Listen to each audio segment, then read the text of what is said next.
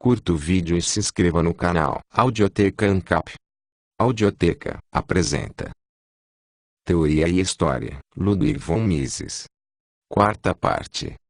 O curso da História. Capítulo 15. Interpretações filosóficas da História. 1. Filosofias da História e interpretações filosóficas da História. As tentativas de produzir uma interpretação filosófica da história não devem ser confundidas com qualquer um dos diversos esquemas de filosofia da história. Eles não têm como meta a descoberta do fim para o qual tende o processo da história humana. Tentam enfatizar fatores que desempenham um papel relevante na determinação do curso dos eventos históricos. Eles lidam com os fins que indivíduos e grupos de indivíduos têm como meta. Porém, se abstém de dar qualquer opinião sobre o fim e o significado do processo histórico como um todo, ou sobre um destino predeterminado da humanidade. Eles não se baseiam na intuição, mas em um estudo da história. Tentam demonstrar a correção de sua interpretação referindo-se a fatos históricos. Neste sentido, podem ser chamados de discursivos e científicos. É inútil entrar numa discussão sobre os méritos e deméritos de um tipo específico de filosofia da história. Uma filosofia da história tem que ser aceita como um todo, ou rejeitada como um todo. Nenhum argumento lógico e nenhuma referência aos fatos podem ser feitos a favor ou contra uma filosofia da história. Não é uma questão de se raciocinar a respeito disso. O que importa é apenas acreditar ou não. É possível que, daqui a alguns anos, toda a Terra esteja dominada pelo socialismo. Se isto ocorrer, não significará a confirmação da variante marxista da filosofia da história. O socialismo não será o resultado de uma lei funcionando independentemente da vontade dos homens com a inexorabilidade de uma lei da natureza. Ele será justamente o resultado das ideias que entraram nas cabeças dos homens, da convicção partilhada pela maioria de que o socialismo lhes será mais benéfico que o capitalismo. Uma interpretação filosófica da história pode ser mal utilizada para fins de propaganda política. No entanto, é fácil separar o núcleo científico da doutrina de sua adaptação e modificação política. 2. Ambientalismo.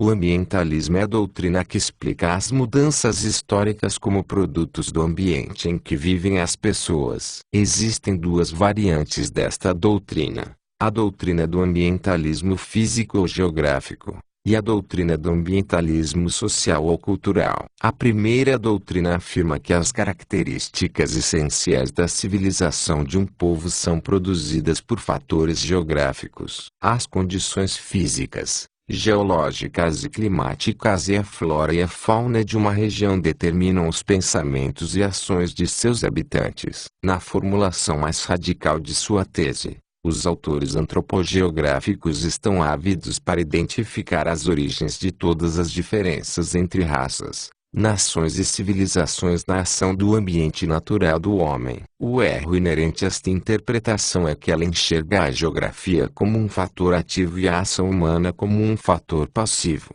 O ambiente geográfico, no entanto, é apenas um dos componentes da situação na qual o homem é colocado por seu nascimento, que faz com que ele se sinta incômodo e o impele a empregar sua razão e suas forças corpóreas para se livrar deste incômodo da melhor maneira que conseguir. A geografia, natureza, proporciona, por um lado, um estímulo a agir e, por outro, tanto os meios que podem ser utilizados para que ele haja quanto os limites intransponíveis impostos à busca humana pelo melhoramento. Ela proporciona um estímulo, mas não uma resposta. A geografia impõe uma tarefa, mas o homem tem que realizá-la. O homem vive num ambiente geográfico definido, e é forçado a ajustar suas ações às condições deste ambiente. No entanto, a maneira como ele se ajusta, os métodos de sua adaptação social, tecnológica e moral, não são determinados por fatores físicos externos. O continente norte-americano não foi responsável por produzir nem a civilização dos índios aborígenes nem a dos americanos de origem europeia. A ação humana é uma reação consciente ao estímulo oferecido pelas condições sob as quais o homem vive. Como alguns dos componentes desta situação sob a qual ele vive e é instigado a agir variam em diferentes partes do globo terrestre, também existem diferenças geográficas na civilização. Os sapatos de madeira dos pescadores holandeses não seriam úteis aos montanheses da Suíça. Casacos de pele são práticos no Canadá, mas não são no Tahiti. A doutrina do ambientalismo social e cultural apenas enfatiza o fato de que existe, necessariamente traça uma continuidade na civilização humana. A nova geração não cria uma nova civilização a partir do zero. Ela ingressa no meio social e cultural criado pelas gerações anteriores. O indivíduo nasce numa data específica da história dentro de uma situação específica, determinada pela geografia, história, instituições sociais, costumes e ideologias. Ele tem que se deparar diariamente com a alteração feita por seus contemporâneos na estrutura deste ambiente tradicional. Ele não vive simplesmente no mundo, vive no local específico, e é auxiliado e prejudicado em suas ações por tudo que é peculiar a esse local. Mas ele não é determinado por ele. A verdade contida no ambientalismo é a cognição de que todo indivíduo vive numa época específica, num espaço geográfico específico, e age sob as condições determinadas por esse ambiente. O ambiente determina a situação, mas não a resposta. Diferentes modos de se reagir à mesma situação podem ser concebidos e realizados. Qual será escolhido por quem está agindo depende de sua individualidade. 3. A interpretação igualitária da história.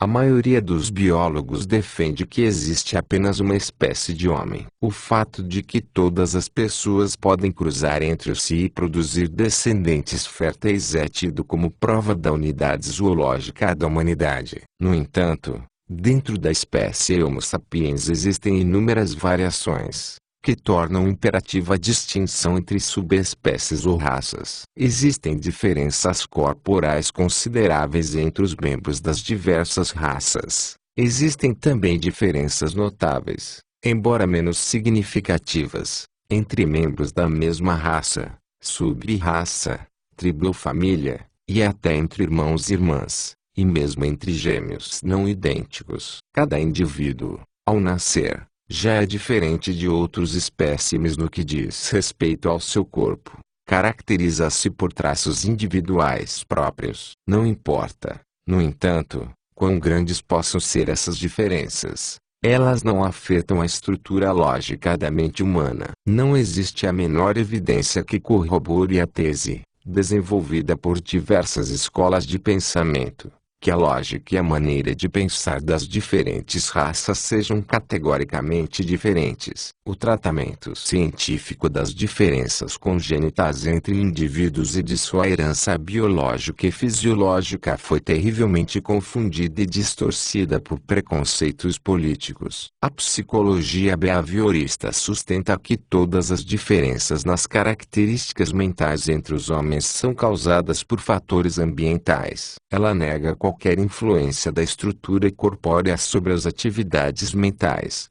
Acredita que a equalização das condições externas da educação e da vida humana pode eliminar todas as diferenças culturais entre os indivíduos. A observação contradiz essas afirmações. Ela mostra que existe um grau de correlação entre a estrutura corporal e as características mentais. Um indivíduo herda de seus pais e, indiretamente, dos ancestrais de seus pais, não só as características biológicas específicas de seu corpo, mas também um conjunto de capacidades mentais que define os limites de suas realizações mentais e sua personalidade. Algumas pessoas são dotadas de uma capacidade inata para determinados tipos de atividades, enquanto outras não têm esse dom, ou tem com menor intensidade. A doutrina behaviorista foi utilizada para apoiar o programa socialista do tipo igualitário. O socialismo igualitário ataca o princípio liberal clássico da igualdade perante a lei. Na sua opinião,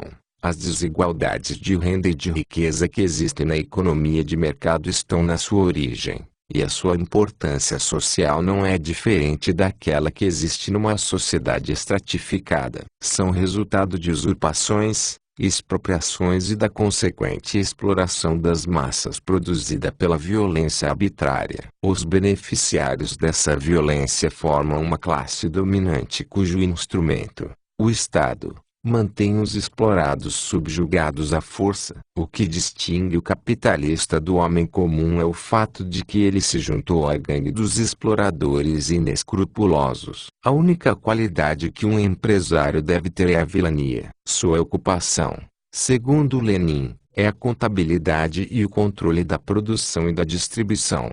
E estas coisas foram simplificadas ao extremo pelo capitalismo, que as reduziu a formalidades de fiscalização e de inscrição, a operações de aritmética e entrega de recibos, que são, todas, coisas acessíveis a quem quer que saiba ler e escrever. Assim, os privilégios de propriedade dos capitalistas não são menos supérfluos e, por consequência, parasíticos, do que eram os privilégios de classe dos proprietários de terra aristocráticos às vésperas da Revolução Industrial. Ao estabelecer uma igualdade espúria perante a lei e preservar o mais iníquo de todos os privilégios, a propriedade privada, a burguesia enganou as pessoas ingênuas e roubou-lhes os frutos da Revolução. Esta doutrina, já vagamente presente nos escritos de alguns autores antigos, e popularizada por Jean-Jacques Rousseau e Babelf, foi transformada, na doutrina marxista da luta de classes, numa interpretação de todo o processo da história humana a partir do ponto de vista da usurpação. No contexto da filosofia de história marxista, o surgimento das diferenças de status e classe foi um resultado necessário e historicamente inevitável da evolução das forças materiais produtivas. Os membros das castas e classes dominantes não eram individualmente responsáveis pelos agentes de opressão e exploração. Não eram moralmente inferiores àqueles que mantinham em subserviência. Eram simplesmente os homens que o destino inescrutável havia escolhido para desempenhar uma tarefa social, econômica e historicamente necessária. Como o estado das forças materiais produtivas determinava o papel de cada indivíduo na consumação do processo histórico, era o seu papel executar tudo o que haviam logrado. No entanto, uma descrição bem diferente da marcha dos assuntos humanos é apresentada nos escritos em que Marx e Engels lidam com problemas históricos ou com as questões políticas de sua própria época. Neles, eles apoiam a doutrina popular da corrupção moral inerente aos exploradores. A história humana aparece como um processo de progressiva corrupção moral, que se iniciou quando as venturosas condições das comunidades que habitavam as aldeias primitivas foram perturbadas pela cobiça de indivíduos egoístas. A propriedade privada da terra é o pecado original, que, passo a passo, trouxe consigo todos os desastres que assolaram a humanidade. O que leva o explorador acima do patamar dos outros homens é unicamente a vilania. Nos 3 volumes do Capital, a falta de escrúpulos é a única qualidade mencionada como sendo necessária a um explorador. A melhoria da tecnologia e o acúmulo de capital que Marx considerava um pré-requisito para a realização do socialismo foram descritos como resultado da evolução espontânea das míticas forças materiais produtivas. Os capitalistas não recebem nenhum crédito por estas conquistas. Tudo que estes vilões fazem é expropriar aqueles que deveriam ter o direito de colher os frutos da operação das forças materiais produtivas. Eles apropriam para si a mais-valia. São meros parasitas, e a humanidade pode muito bem viver sem eles. Esta interpretação da história a partir do ponto de vista igualitário é a filosofia oficial de nossos tempos. Ela pressupõe que um processo automático de evolução histórica tende a melhorar os métodos tecnológicos de produção, acumular riquezas, e fornecer os meios para melhorar o padrão de vida das massas. Examinando o desenvolvimento das condições no Ocidente capitalista nos últimos 2 séculos, os estatísticos veem uma tendência do aumento de produtividade e conjecturam alegremente que esta tendência continuará, qualquer que seja a organização econômica da sociedade. Em seu ponto de vista, uma tendência de evolução histórica é algo que está acima do nível das ações dos homens, um fato confirmado cientificamente que não pode ser afetado pelos homens e pelo sistema social. Logo, nenhum dano poderá resultar das instituições, como a legislação tributária contemporânea, que tem como meta varrer do mapa as desigualdades de renda e riqueza. A doutrina igualitária é manifestamente contrária a todos os fatos estabelecidos pela biologia e pela história. Somente partidários fanáticos desta teoria podem afirmar que o que distingue o gênio do tolo é unicamente o efeito das influências pós-natais. A suposição de que a civilização, o progresso e as melhorias emanam da operação de algum fator mítico. Na filosofia marxista, as forças materiais produtivas, que moldam as mentes dos homens de tal maneira que determinadas ideias que são sucessivamente produzidas ao mesmo tempo neles, é uma fantasia absurda. Já se falou muita bobagem a respeito da inexistência de diferenças entre os homens. Mas nunca houve uma tentativa de se organizar a sociedade de acordo com o princípio igualitário. O autor de um tratado igualitário e o líder de um partido igualitário, através de suas próprias atividades, contradizem o princípio que alegam, de maneira hipócrita, defender. O papel histórico desempenhado pelo credo igualitário foi disfarçar as formas mais abjetas de opressão despótica. Na Rússia soviética, o igualitarismo é proclamado como um dos principais dogmas do credo oficial. Mas Lenin foi endeusado após a sua morte. Stalin foi venerado durante sua vida como nenhum governante havia sido desde os tempos da decadência do Império Romano. As fábulas igualitárias não explicam o curso da história passada, são inapropriadas para uma análise dos problemas econômicos, e inúteis para o planejamento de ações políticas futuras. 4. A interpretação racial da história. É um fato histórico que as civilizações desenvolvidas pelas diversas raças são diferentes entre si. Em épocas antigas era possível estabelecer essa verdade sem tentar distinguir entre civilizações superiores e inferiores. Toda raça, podia-se afirmar, desenvolve uma cultura que se adapta aos seus desejos, necessidades e ideais. O caráter de uma raça encontra sua expressão adequada em suas realizações. Uma raça pode imitar conquistas e instituições de outras raças, porém ela não anseia por abandonar totalmente seu próprio padrão cultural e substituí-lo por um sistema estrangeiro. Se, por volta de 2000 anos atrás, os greco-romanos e os chineses tivessem conhecido a civilização uns dos outros, nenhuma raça admitiria a superioridade da outra civilização. O mesmo não ocorre em nossa época. Os não caucasianos afirmam odiar e desprezar o homem branco,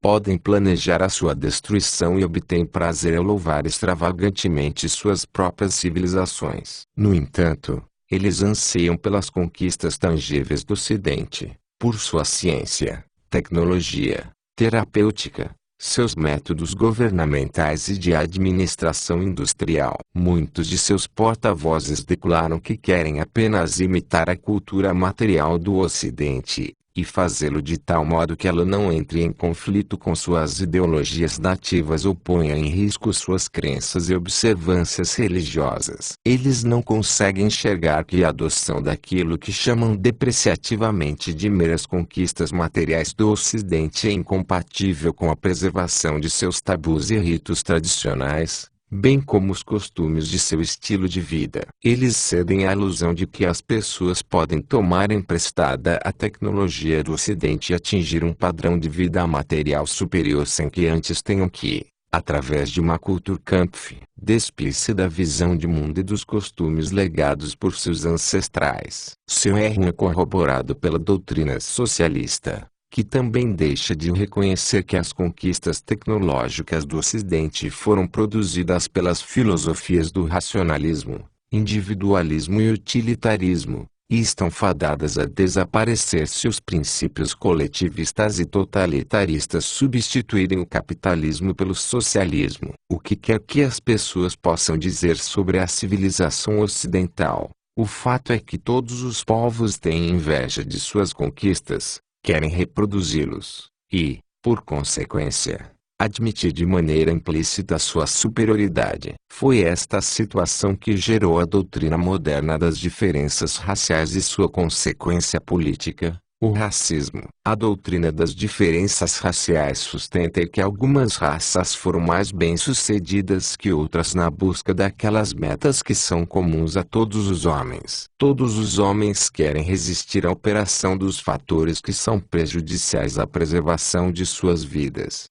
sua saúde e seu bem-estar. Não se pode negar que o capitalismo ocidental moderno foi o sistema que obteve melhores resultados nestes esforços. Ele aumentou a longevidade média e aumentou o padrão médio de vida de uma maneira nunca vista. Tornou acessível ao homem comum aquelas conquistas humanas superiores, a filosofia, a ciência, a arte, que, no passado, estavam em todos os lugares, e hoje em dia ainda são, fora dos países do capitalismo ocidental, acessíveis a apenas uma pequena minoria. Resmungões podem criticar a civilização ocidental por seu materialismo, e afirmar que ela não beneficia a ninguém além de uma pequena classe de exploradores toscos. Seus lamentos, no entanto, não podem eliminar os fatos. Milhões de mães ficaram mais felizes com a queda nas taxas de mortalidade infantil. A fome desapareceu e as epidemias foram controladas. O homem médio vive em condições mais satisfatórias do que seus ancestrais ou os seus semelhantes que vivem em países não capitalistas. E não se pode repudiar como materialista uma civilização que torna possível para quase todos apreciar uma sinfonia de Beethoven executada por uma orquestra regida por um maestro eminente.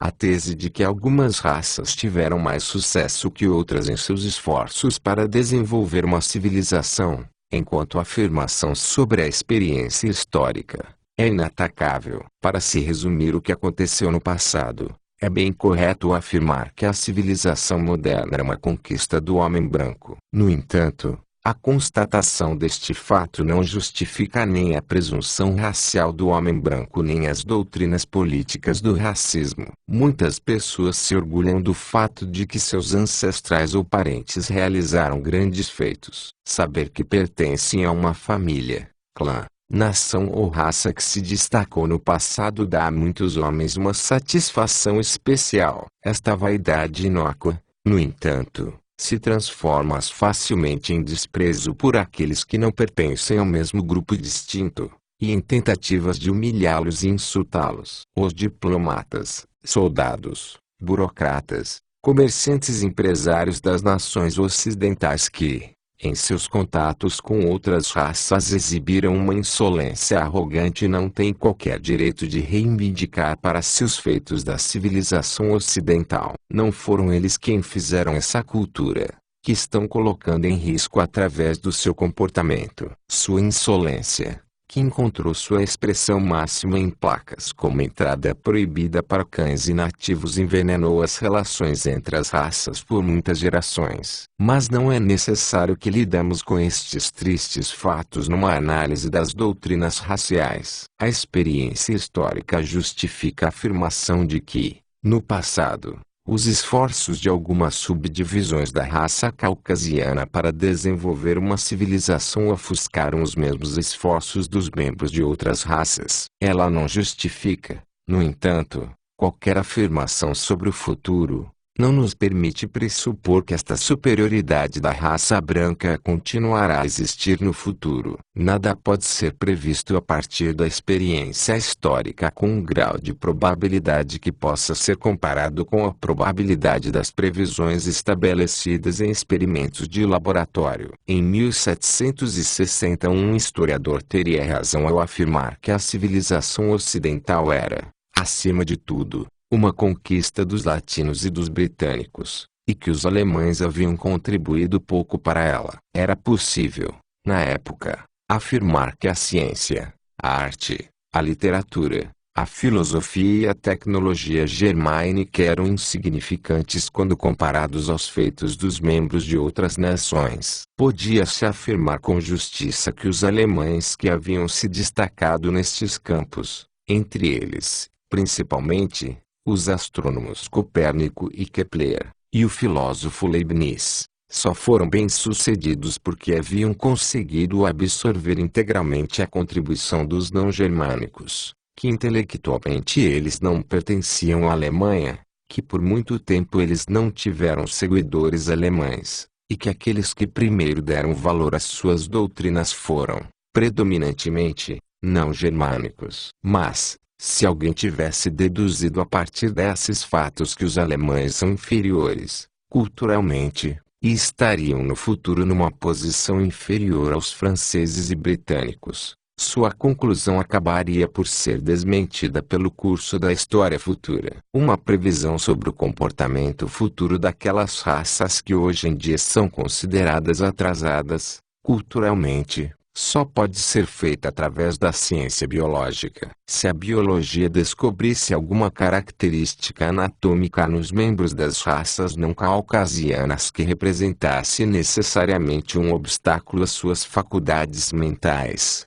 tal previsão poderia ser feita. Mas até agora a biologia não descobriu qualquer característica do tipo. Não é a função deste ensaio lidar com as questões biológicas da doutrina racial. Ele deve, portanto, se abster de analisar os problemas controversos de pureza racial e miscigenação. Tampouco nos cabe investigarmos os méritos do programa político do racismo. Isto é uma tarefa para a praxeologia e para a economia. Tudo o que se pode dizer sobre questões raciais com base na experiência e história acaba se resumindo a duas afirmações. Primeiro, as diferenças que predominam entre as diversas ramificações biológicas dos homens se refletem nas conquistas civilizatórias dos membros destes grupos. Segundo, em nossos tempos, as principais conquistas civilizatórias de algumas subdivisões da raça branca caucasiana são vistas pela imensa maioria de todas as outras raças como mais desejáveis do que as características mais marcantes da civilização produzida pelos membros de suas respectivas raças. 5. O secularismo da civilização ocidental.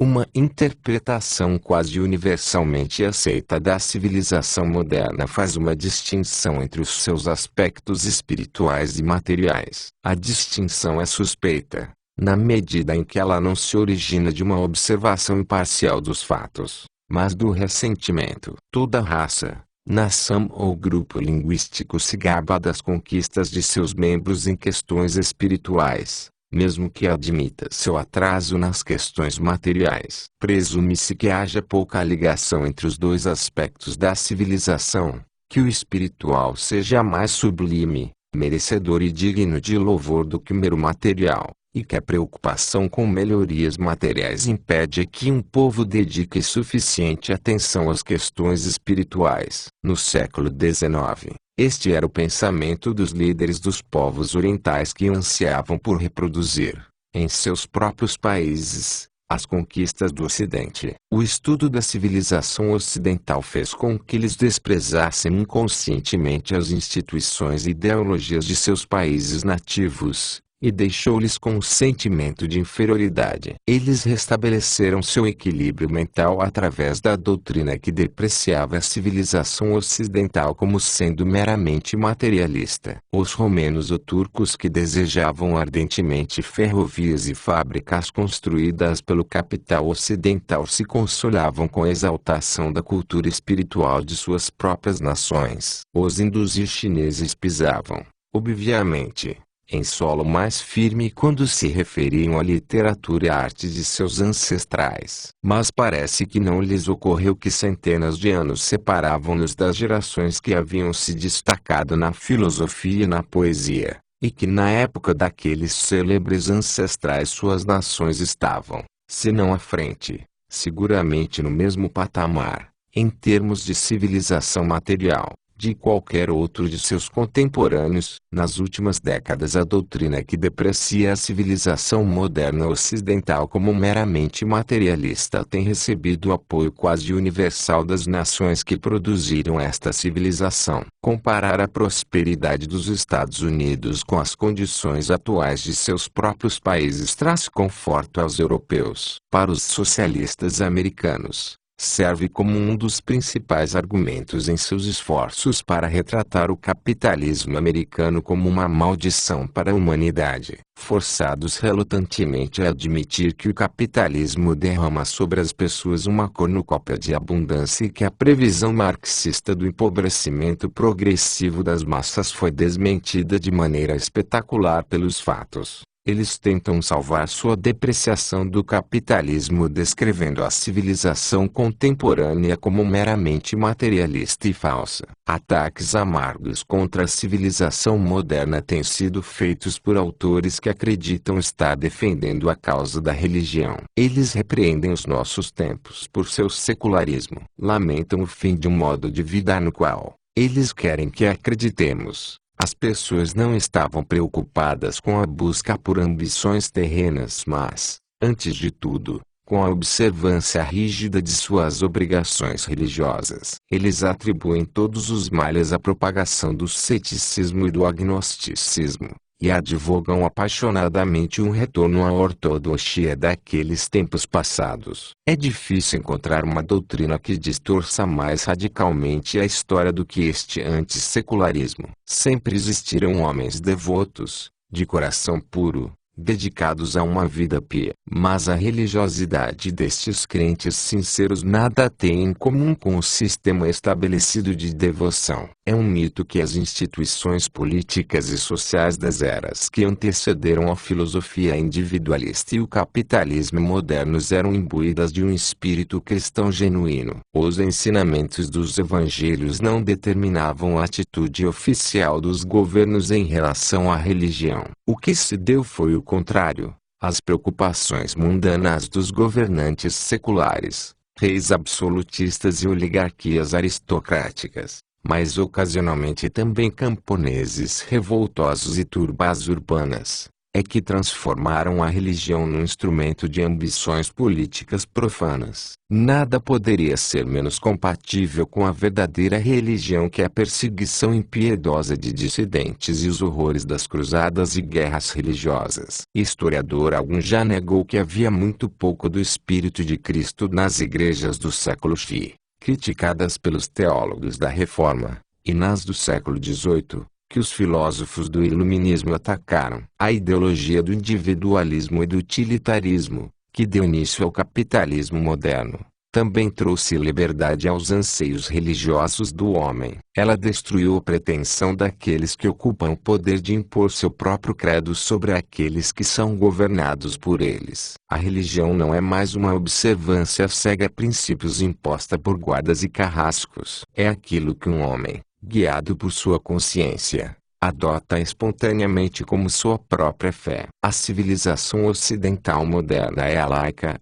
mas foi precisamente o seu secularismo, sua indiferença religiosa, que deu carta branca para o renascimento de um sentimento religioso genuíno. Aqueles que praticam sua religião hoje em dia num país livre não são motivados pelo braço secular, mas por sua consciência. Ao obedecer aos preceitos de sua crença, eles não têm a intenção de evitar a punição das autoridades terrenas, mas de obter a salvação e a paz de espírito. 6. A rejeição do capitalismo pelo antissecularismo.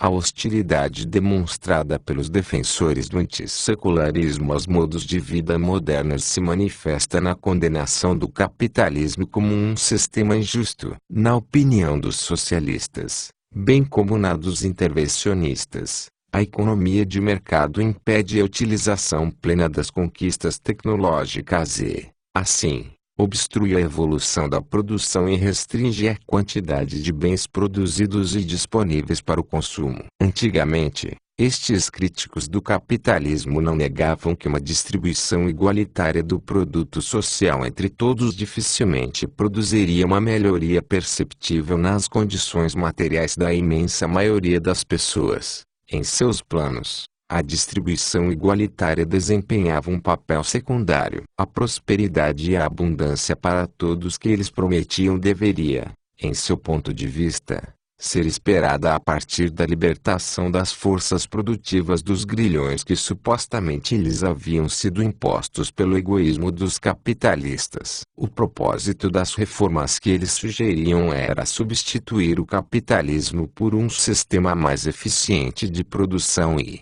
assim, inaugurar uma era de riquezas para todos. Agora que a análise econômica expôs as ilusões e falácias contidas na condenação do capitalismo feita pelos socialistas e intervencionistas, eles tentam salvar seus programas recorrendo a outro método. Os marxistas desenvolveram a doutrina da inevitabilidade do socialismo, e os intervencionistas, trilhando o mesmo caminho, falam da irreversibilidade da tendência rumo a uma interferência governamental cada vez maior nos assuntos econômicos. É óbvio que estes expedientes foram projetados apenas para encobrir a sua derrota intelectual e desviar a atenção do público das consequências desastrosas das políticas socialistas e intervencionistas. Motivos semelhantes estão incitando aqueles que pregam o socialismo e o intervencionismo por motivos morais e religiosos. Eles consideram desnecessário examinar os problemas econômicos em questão,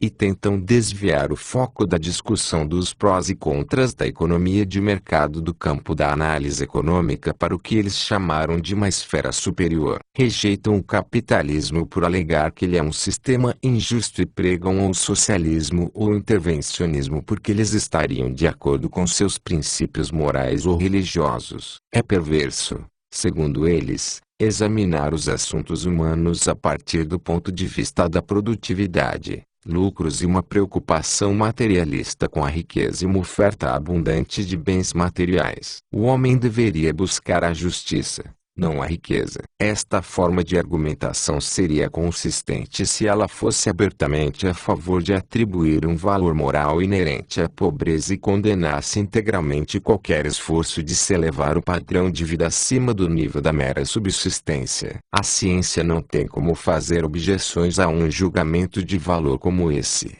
uma vez que julgamentos de valor são escolhas últimas por parte do indivíduo que os faz. No entanto, aqueles que rejeitam o capitalismo de um ponto de vista moral e religioso não preferem a penúria ao bem-estar. Pelo contrário, eles contam a seus rebanhos que querem melhorar o bem-estar material do homem. Afirmam que a principal fraqueza do capitalismo é que ele não proporciona às massas aquele grau de bem-estar que, como eles acreditam, o socialismo ou intervencionismo proporcionaria. Sua condenação do capitalismo e sua recomendação para reformas sociais trazem implícitas a tese de que o socialismo ou intervencionismo elevará, e não reduzirá, o padrão de vida do homem comum. Assim, estes críticos do capitalismo endossam os ensinamentos dos socialistas e intervencionistas sem se preocupar em escrutinar o que os economistas apresentaram para desacreditá-los. O único defeito que eles veem nos princípios dos socialistas marxistas e nos partidos seculares do intervencionismo é o seu compromisso com o ateísmo ou o secularismo. É óbvio que a pergunta de qual dos sistemas melhor beneficia o bem-estar material,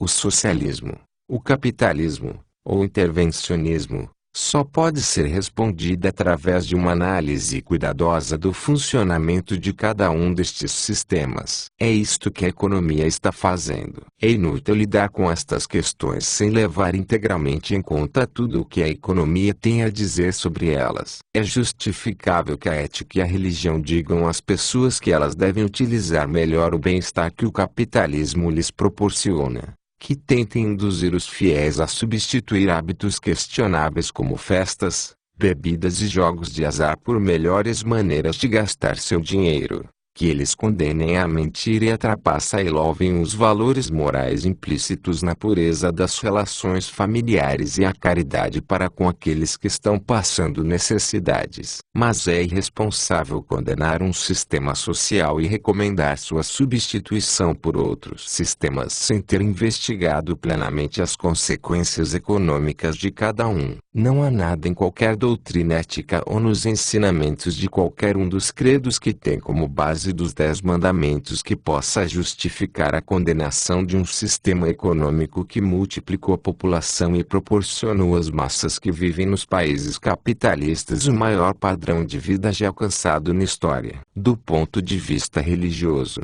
também, a diminuição da mortalidade infantil, a prolongação da duração média da vida, o sucesso no combate às pragas e doenças, o desaparecimento de epidemias de fome, do analfabetismo e da superstição falam a favor do capitalismo. As igrejas têm razão em lamentar a destituição das massas nos países atrasados economicamente, mas estão redondamente enganadas quando presumem que qualquer coisa além da ação incondicional do sistema das grandes empresas que visam o lucro, isto é, a produção em massa para a satisfação das necessidades dos muitos, pode eliminar a pobreza destes pobres indivíduos. Um religioso ou um moralista consciencioso não cogitariam se envolver em controvérsias a respeito de métodos tecnológicos ou terapêuticos sem estarem suficientemente familiarizados com todos os problemas físicos, químicos e fisiológicos envolvidos. No entanto,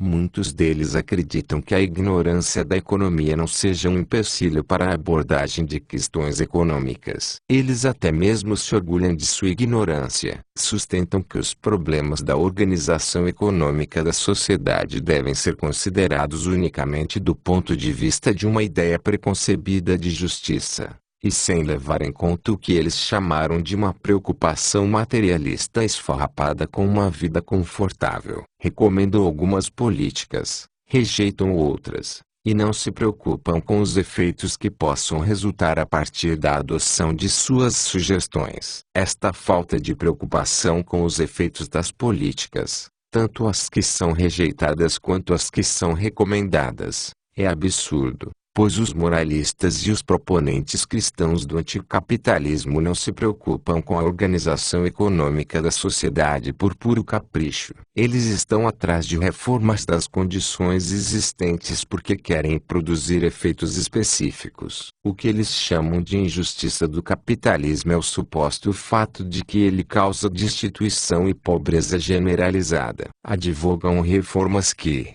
esperam, eliminará essa pobreza e destituição. Portanto, do ponto de vista de suas próprias avaliações e dos fins que eles próprios estão procurando avidamente atingir, são inconsistentes ao se referir apenas a algo que chamam de padrão superior de justiça e moral e ignorar a análise econômica tanto das políticas capitalistas quanto das anticapitalistas. Sua descrição do capitalismo como injusto e das medidas anticapitalistas como justas é um tanto arbitrária, uma vez que não tem relação com o efeito de cada um destes conjuntos de políticas econômicas. A verdade é que aqueles que combatem o capitalismo alegando que ele é um sistema contrário aos princípios da moral e da religião adotaram de maneira crítica e leviana todos os ensinamentos econômicos dos socialistas e comunistas. Como os marxistas, eles atribuem todos os males, crises econômicas, desemprego, pobreza, crime, e muitos outros problemas, ao funcionamento do capitalismo, e tudo que é satisfatório, o padrão mais elevado de vida nos países capitalistas, o progresso da tecnologia, a queda nas taxas de mortalidade, e assim por diante, ao funcionamento do governo e dos sindicatos trabalhistas. Eles adotaram inconscientemente todos os princípios do marxismo, com exceção do seu ateísmo meramente incidental. Esta entrega da ética filosófica e da religião aos ensinamentos anticapitalistas é o maior triunfo da propaganda socialista e intervencionista. Ela está fadada a reduzir a ética filosófica e a religião a meras tropas auxiliares nos exércitos que buscam a destruição da civilização ocidental. ao chamar o capitalismo de injusto e declarar que a sua abolição estabelecerá a justiça. Os moralistas e religiosos prestam um serviço inestimável à causa dos socialistas e intervencionistas, e livram-nos de seu maior constrangimento, a impossibilidade de refutar a crítica feita pelos economistas aos seus planos através do raciocínio discursivo. Deve-se reiterar que nenhum raciocínio fundamentando nos princípios da ética filosófica ou do credo cristão pode rejeitar como sendo fundamentalmente injusto um sistema econômico que consegue melhorar as condições materiais de todas as pessoas, e atribuir o epíteto de justo a um sistema que tende a propagar a pobreza e a fome. A avaliação de qualquer sistema econômico deve ser feita a partir de uma análise cuidadosa de seus efeitos sobre o bem-estar das pessoas, não por meio de um apelo a um conceito arbitrário de justiça que deixa de levar em conta estes efeitos. Capítulo 16. As tendências atuais e o futuro. 1. A inversão da tendência rumo à liberdade. A partir do século XVII, os filósofos que lidavam com o conteúdo essencial da história começaram a enfatizar os problemas da liberdade e da servidão. Seus conceitos sobre ambos eram um tanto vagos, emprestados da filosofia política da Grécia Antiga e influenciados pela interpretação vigente sobre as condições das tribos germânicas cujas invasões haviam destruído o Império Ocidental de Roma. Do ponto de vista destes pensadores, a liberdade era o estado original da humanidade, e o governo dos reis havia surgido apenas no curso da história posterior. Eles encontravam a confirmação de sua doutrina no relato das Escrituras sobre a inauguração do reinado de Saul, bem como uma descrição um tanto desfavorável sobre os traços característicos de um governo real. Concluíram que a evolução histórica havia privado o homem de seu direito inalienável à liberdade. Os filósofos do Iluminismo foram quase unânimes em rejeitar as reivindicações de realeza hereditária e em recomendar a forma republicana de governo. A patrulha real forçou-os a serem cautelosos ao expressar suas ideias,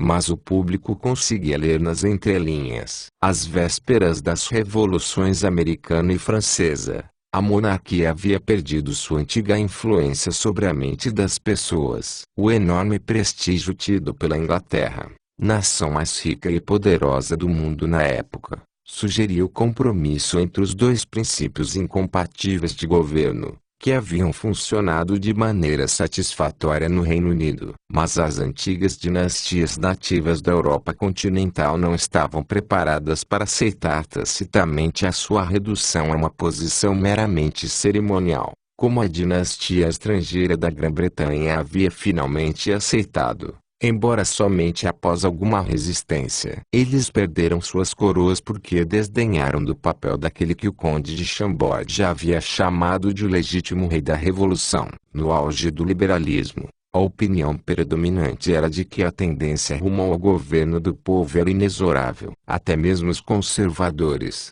que advogavam um retorno ao absolutismo monárquico, dos privilégios de classe para a nobreza e da censura, estavam mais ou menos convencidos de que estavam lutando por uma causa perdida. Hegel, o defensor do absolutismo prussiano, achou conveniente expressar de maneira pouco sincera sua lealdade à doutrina aceita universalmente, definindo a história como progresso na consciência da liberdade. Mas então surgiu uma nova geração que rejeitou todas as ideias do movimento liberal sem esconder, como Hegel, suas reais intenções por trás de uma reverência hipócrita à palavra liberdade. A despeito de sua simpatia pelos princípios dos autodenominados reformistas sociais, John Stuart Mill não teve como não chamar os seus projetos, e, especialmente, os de Auguste Comte, de liberticidas. Aos olhos destes novos radicais, os inimigos mais depravados da humanidade não eram os déspotas, mas sim os burgueses que os haviam desalojado. A burguesia, diziam eles, havia enganado as pessoas ao proclamar slogans falsos de liberdade, igualdade perante a lei, e governo representativo. O que os burgueses de fato tensionavam era a exploração da imensa maioria dos homens honestos. A democracia era, na realidade, uma plutodemocracia, uma cortina para esconder a ditadura ilimitada dos capitalistas. O que as massas precisavam não era de liberdade de uma participação na administração das questões governamentais, mas da onipotência dos verdadeiros amigos do povo, da vanguarda do proletariado ou do Führer carismático. Ninguém que leu os livros e panfletos do socialismo revolucionário tinha como deixar de perceber que seus autores não buscavam a liberdade, mas sim um despotismo totalitário e limitado. No entanto, enquanto os socialistas não tivessem obtido poder, eles precisavam desesperadamente, para sua propaganda, das instituições e das declarações de direitos do liberalismo plutocrático. Como partido de oposição, eles não podiam abrir mão da publicidade que o Fórum Parlamentar lhes oferecia, nem tampouco da liberdade de expressão, de consciência e de imprensa. Assim, a contragosto, tiveram que incluir temporariamente em seu programa as liberdades e direitos civis que eles estavam firmemente determinados a abolir assim que assumissem o poder. Pois, como declarou Bukharin após a conquista da Rússia pelos bolcheviques, seria ridículo exigir dos capitalistas liberdade para o movimento dos trabalhadores de qualquer outra maneira que não fosse exigindo liberdade para todos. Nos primeiros anos do seu regime, os soviéticos não se preocuparam em esconder sua algeriza ao governo popular e às liberdades civis, e louvaram abertamente seus métodos ditatoriais. No entanto, no final da década de 1930 eles perceberam que um programa disfarçado contra a liberdade era impopular na Europa Ocidental e na América do Norte. Como eles queriam estabelecer relações amistosas com o Ocidente, assustados com o rearmamento da Alemanha, eles mudaram repentinamente a sua atitude em relação aos termos, não às ideias, democracia, governo constitucional e liberdades civis. Proclamaram o slogan da Frente Popular e estabeleceram uma aliança com as facções socialistas rivais que, até então, haviam considerado como traidores sociais. A Rússia obteve uma constituição, que foi louvada em todo o mundo por escrevinhadores serviços como o mais perfeito documento da história,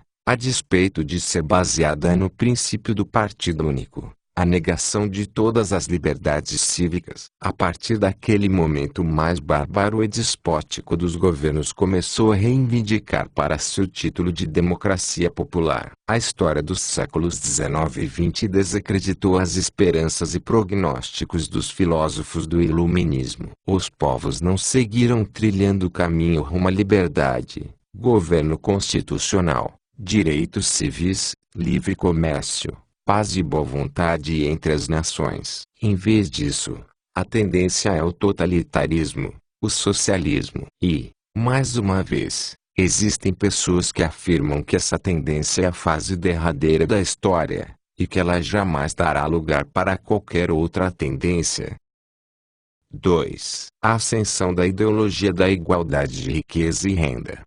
Desde tempos imemoriais a filosofia viva do homem comum aceitou sem questionar o fato das diferenças de classe, assim como a necessidade da subordinação àqueles que estão no poder. A necessidade primordial do homem é a proteção contra os ataques malévolos por parte de outros homens e grupos de homens. Somente quando está seguro destes ataques hostis é que o homem pode coletar alimentos, construir uma casa, criar uma família. Em suma, sobreviver. A vida é o bem primordial, e nenhum preço pago pela sua preservação parecia ser alto demais para os povos assolados pelas incursões predatórias. Permanecer vivo como um escravo, segundo eles, ainda era melhor do que ser morto. Afortunados aqueles que gozavam da proteção de um senhor benevolente. Mas até mesmo o amo cruel era preferível a nenhuma proteção. Os homens nascem desiguais. Alguns são mais fortes e mais inteligentes.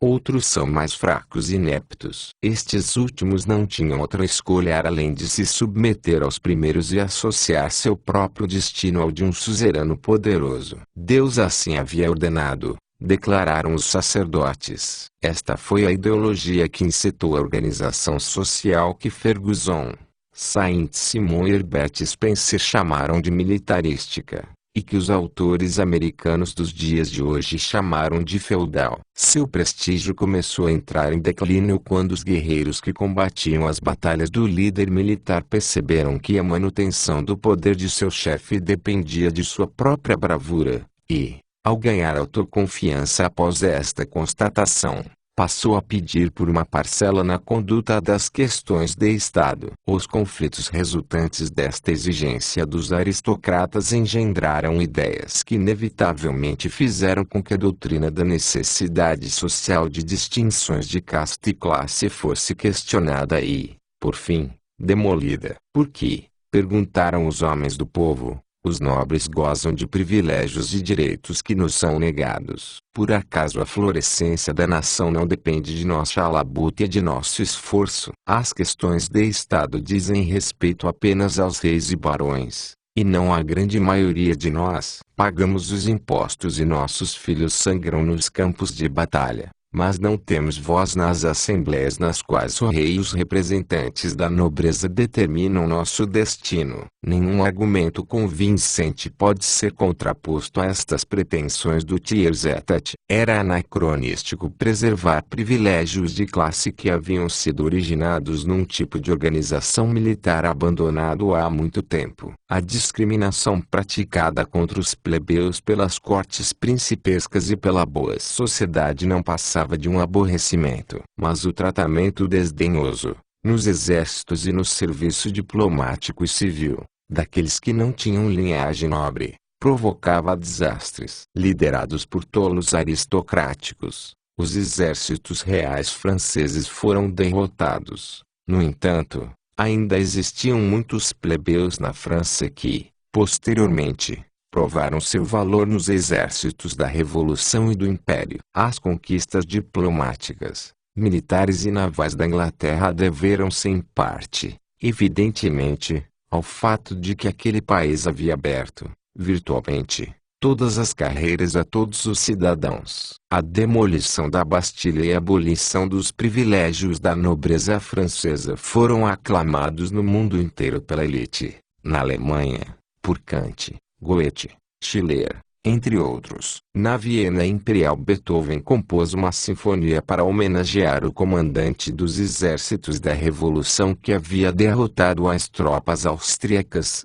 e ficou profundamente sentido quando recebeu a notícia de que o seu herói havia derrubado o governo republicano. Os princípios da liberdade, igualdade de todos os homens perante a lei, e governo constitucional foram aprovados com pouca oposição pela opinião pública de todos os países ocidentais. Guiados por estes princípios, acreditava-se, a humanidade estava marchando adiante rumo a uma nova era de justiça e prosperidade. Não havia, no entanto, unanimidade na interpretação do conceito de igualdade. Para todos os seus defensores ele significava a abolição dos privilégios de classe e castas e das desvantagens legais das camadas mais baixas, e, especialmente, da escravidão e da servidão. Mas existiam aqueles que advogavam o nivelamento das diferenças de riqueza e renda. Para se compreender a origem e o poder desta ideologia igualitária deve-se ter em mente que ela foi estimulada pela retomada de uma ideia que,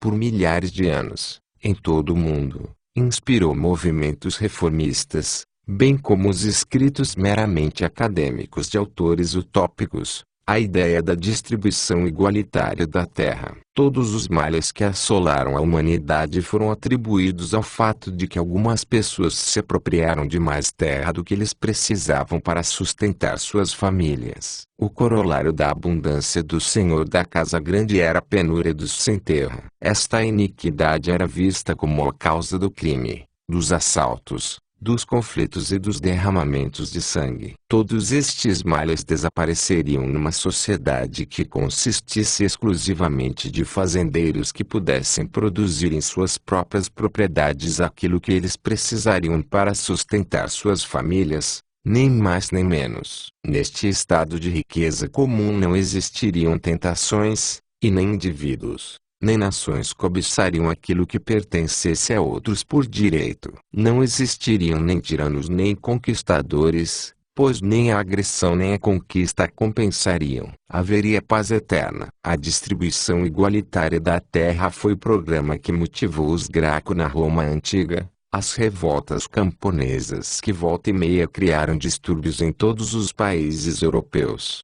As reformas agrárias que diversas seitas protestantes e os jesuítas na organização de sua célebre comunidade indígena no atual Paraguai tiveram como meta. O fascínio desta utopia cativou muitas das mentes mais nobres, entre elas Thomas Jefferson. Ela influenciou o programa dos revolucionários sociais, o partido que recrutou a imensa maioria das pessoas na Rússia imperial. Atualmente é o programa de centenas de milhões na Ásia, África e América Latina, cujos esforços contam, paradoxalmente, com o apoio da política externa dos Estados Unidos. No entanto, a ideia da distribuição igualitária da terra é uma ilusão perniciosa. Sua execução mergulharia a humanidade na miséria e na fome. Eu acabaria por varrer do mapa a própria civilização. Não há espaço, no contexto deste programa, para qualquer tipo de divisão de trabalho, a não ser a especialização regional de acordo com as condições geográficas específicas nos diferentes territórios. Este esquema, quando levado de maneira consistente às suas últimas consequências, não é capaz de sustentar sequer médicos e ferreiros. Ele deixa de levar em conta o fato de que o estado atual da produtividade da terra nos países desenvolvidos economicamente é resultado da divisão de trabalho, que fornece ferramentas e máquinas, fertilizadores, correntes elétricas, gasolina e muitas outras coisas que multiplicam a quantidade e melhoram a qualidade do que é produzido. Sob o sistema da divisão de trabalho, o fazendeiro não cultiva o que ele pode utilizar diretamente para si e para sua família, mas se concentra nas colheitas que seu pedaço de terra lhe oferece e que lhe proporcionam, comparativamente, as oportunidades mais favoráveis. Ele vende no mercado o que ele produz, e compra no mercado que ele e sua família precisam. O tamanho ideal de uma fazenda não tem mais qualquer relação com o tamanho da família do fazendeiro. Ele é determinado por considerações tecnológicas, a maior produção possível por unidade de insumo. Assim como outros empreendedores, o fazendeiro produz para obter lucro, isto é, ele cultiva aquilo que cada membro da sociedade necessita com maior urgência para seu próprio uso. No entanto, aqueles que desejam uma distribuição igualitária da terra se recusam teimosamente a levar em conta todos estes resultados de uma evolução de milhares de anos, e sonham em retornar um estado de utilização da terra há muito já obsoleto. Eles desfariam toda a história econômica, independentemente das consequências. Não levam em conta o fato de que, sob os métodos primitivos da ocupação de terras que eles recomendam, nosso planeta não poderia suportar mais do que uma pequena fração da população que o habita nos dias de hoje, e que até mesmo essa fração teria um padrão de vida muito inferior. É compreensível que miseráveis e ignorantes em países atrasados não possam conceber qualquer outra maneira para melhorar suas condições do que a aquisição de um pedaço de terra. Mas é imperdoável que eles tenham suas ilusões confirmadas por representantes de nações desenvolvidas que se dizem especialistas e deveriam muito bem saber que tipo de agricultura é necessário para fazer um povo prosperar. A pobreza dos países atrasados só pode ser erradicada através da industrialização e de seu corolário agrícola, a substituição da utilização da terra para o benefício direto da família do fazendeiro pela utilização da terra para abastecer o mercado. O apoio solidário que os esquemas para a distribuição de terras recebem hoje em dia, e receberam no passado de pessoas que gozam de todas as vantagens da vida sob o sistema de divisão de trabalho nunca se baseou em qualquer preocupação realista com o estado natural das coisas. Em vez disso, o resultado de ilusões românticas. A sociedade corrupta da Roma decadente, privada de qualquer participação na conduta das questões públicas, entediada e frustrada, caiu em devaneios sobre a suposta felicidade da vida simples dos fazendeiros e pastores autossuficientes. Os aristocratas ainda mais ociosos, corruptos e entediados do Ancien Régime na França encontraram prazer num passatempo que chamavam de produção de laticínios. Os milionários americanos dos dias de hoje procuram a agricultura como um hobby, que tem a vantagem adicional no fato de que seus custos reduzem a quantidade de imposto de renda que eles têm de pagar. Estas pessoas veem a agricultura mais como uma distração que um ramo da produção. Um apelo aparentemente plausível pela expropriação das propriedades e de terra da aristocracia podia ser feito na época em que os privilégios civis da nobreza foram revogados. As propriedades feudais eram presentes dos príncipes aos ancestrais destes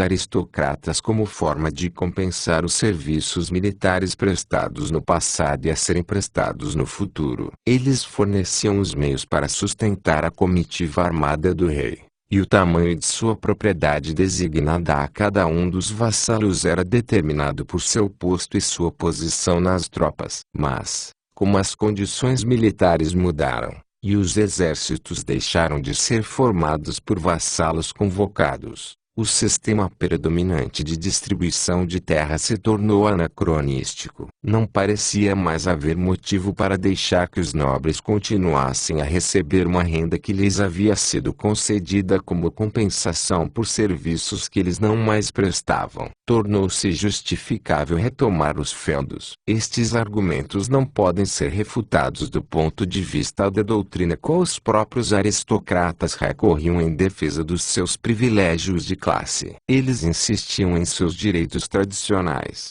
apontando o valor dos serviços que seus antepassados tinham prestado à nação. Mas, como era óbvio que eles próprios não prestavam mais estes serviços indispensáveis, era correto inferir que todos os benefícios recebidos como recompensa por estes serviços deveriam ser cancelados. Isso incluía a revogação das concessões de terra. Do ponto de vista dos economistas liberais, no entanto, este confisco parecia uma disrupção desnecessária e perigosa da continuidade da evolução econômica. Era necessária a abolição de todas aquelas instituições legais que protegiam o proprietário ineficiente contra a competição de pessoas mais eficientes, que pudessem utilizar o solo para produzir mais e de modo mais barato. As leis que removeram as propriedades dos nobres do mercado e da supremacia dos consumidores, tais como morgádios e a proibição legal dos plebeus de adquirir estas propriedades,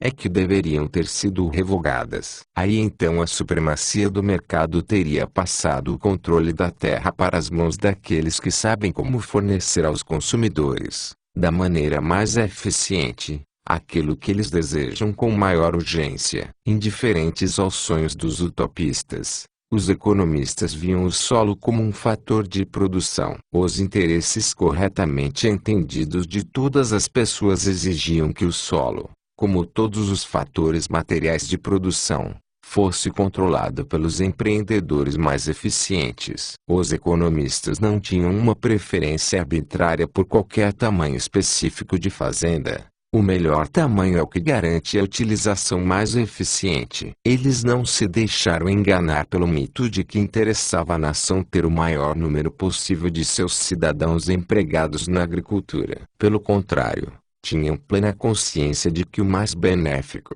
não só para o resto da nação, mas também para aqueles empregados na agricultura, seria evitar o desperdício de mão de obra, tanto nesse quanto em todos os outros ramos da produção. O aumento no bem-estar material se deveu ao fato de que, graças ao progresso tecnológico, uma porcentagem cada vez menor da população total era suficiente para produzir todos os produtos agrícolas necessários. Tentativas de interferir com essa evolução secular, que reduzia cada vez mais a proporção da população empregada na agricultura, em comparação com a proporção dos que não trabalham nesse setor, estavam fadadas a abaixar o padrão de vida médio. A humanidade é mais próspera quanto menor for a porcentagem de seus membros que precisa trabalhar para produzir a quantidade de alimento e matéria-prima de que ela necessita. Se é que se pode atribuir algum sentido ao termo reacionário,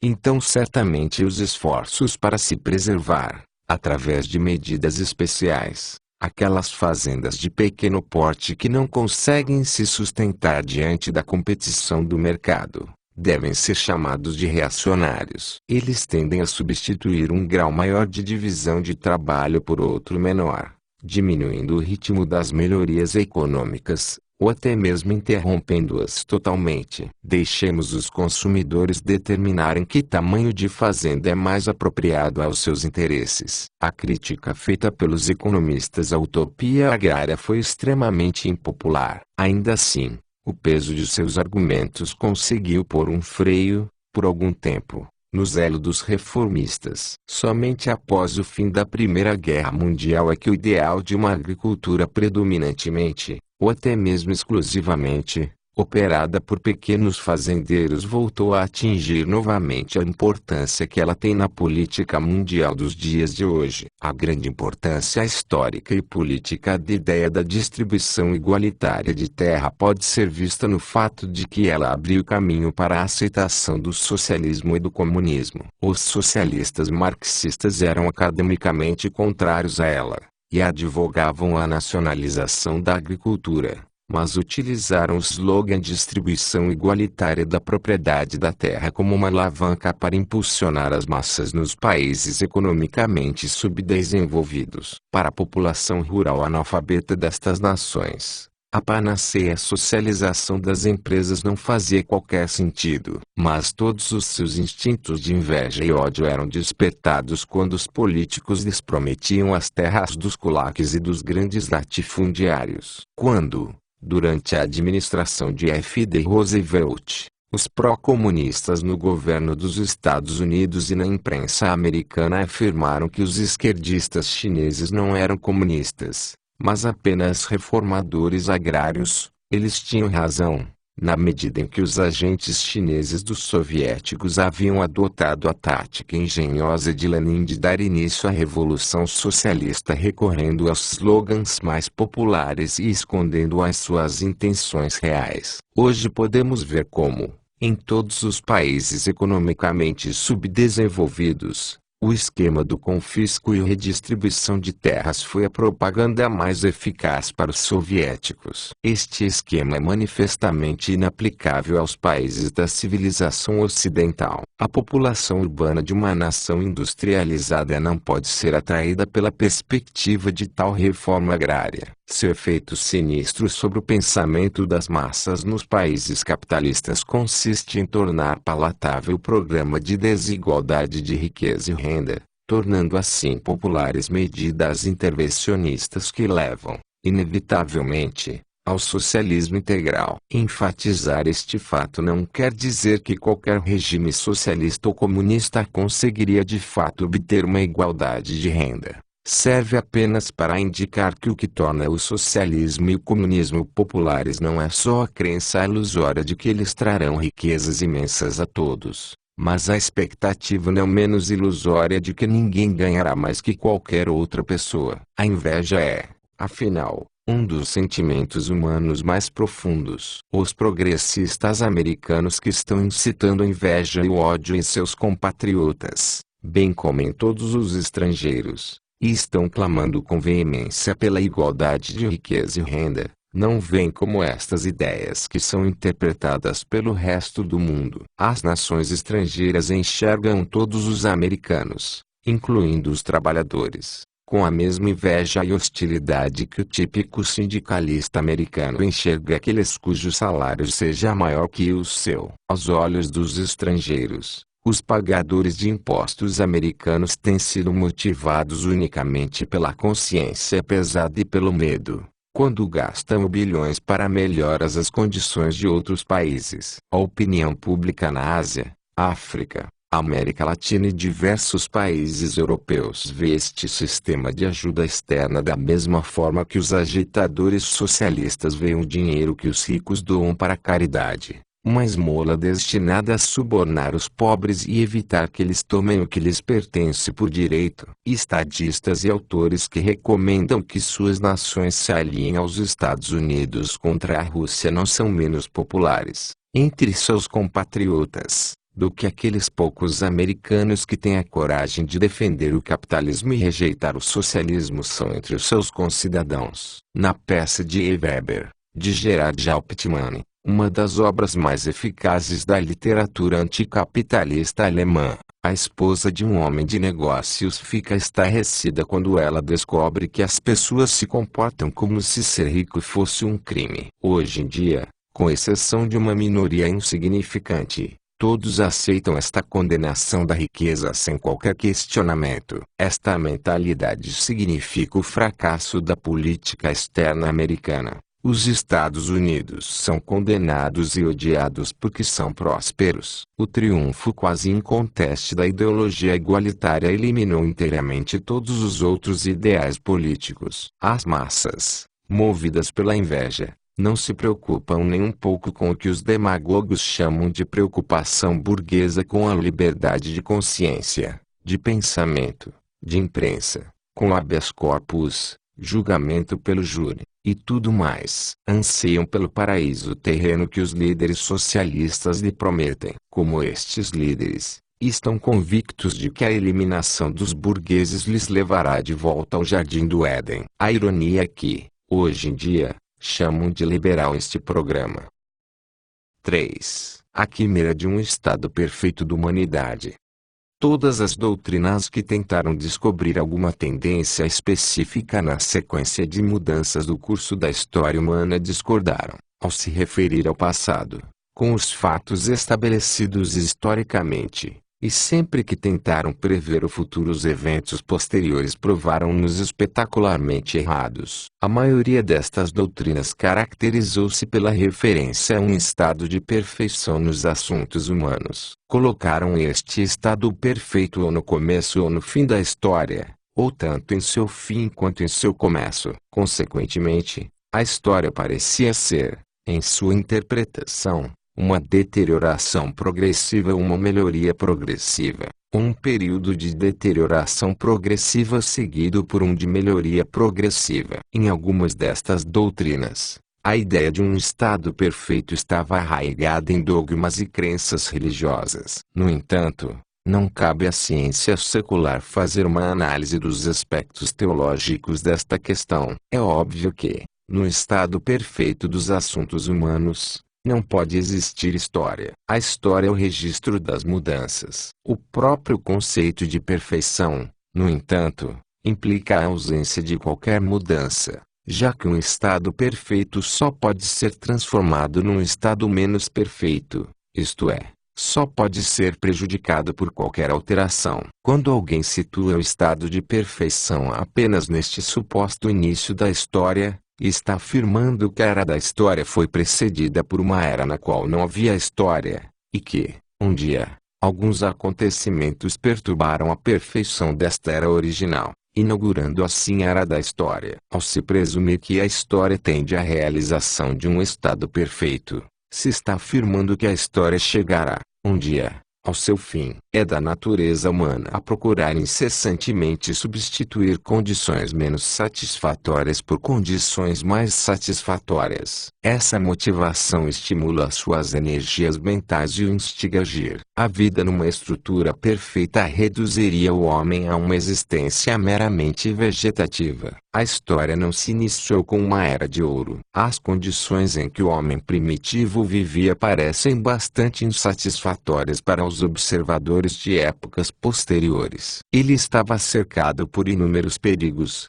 que, para o homem civilizado, não mais representam uma ameaça, ou pelo menos não na mesma escala. Comparado a gerações posteriores, ele era extremamente pobre e bárbaro. Teria ficado encantado caso tivesse a oportunidade de aproveitar qualquer uma das conquistas de nossos tempos, como, por exemplo, os métodos para tratar de ferimentos. A humanidade tampouco poderá alcançar algum dia um estado de perfeição. A ideia de que um estado de indiferença e falta de rumo é desejável, e a condição mais feliz que a humanidade poderá atingir, permeia a literatura utópica. Os autores destes projetos descrevem uma sociedade na qual nenhuma alteração é necessária, porque tudo já atingiu a melhor forma possível. Na utopia não haverá mais motivo para a busca por melhorias, porque tudo já é perfeito. A partir deste ponto, todas as pessoas serão inteiramente felizes. Neste sentido,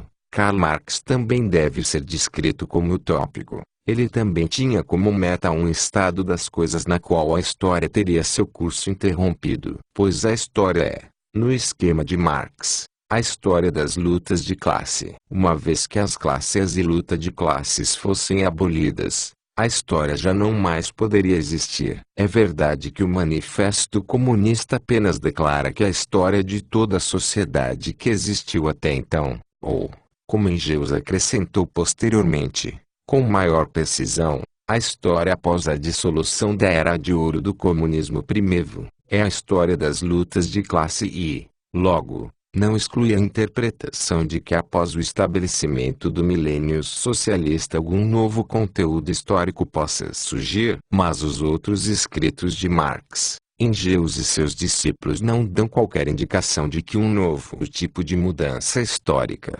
radicalmente diferente, em natureza, daqueles das eras anteriores de lutas de classes, poderia vir a surgir. Que outras mudanças podem ser esperadas, uma vez que a fase mais elevada do comunismo, na qual todos conseguem tudo aquilo que precisam, for atingida. A distinção que Marx fez entre o seu próprio socialismo científico e os projetos socialistas dos autores que o antecederam, a quem ele chamou de utópicos, não se referia apenas à natureza e à organização da comunidade socialista, mas também à maneira em que essa comunidade deveria entrar em existência. Aqueles que Marx desacreditou como utopistas construíram o projeto de um paraíso socialista, e tentaram convencer as pessoas de que a sua realização é altamente desejável. Marx rejeitou este procedimento. Ele alegou ter descoberto a lei de evolução histórica segundo a qual a vinda do socialismo era inevitável.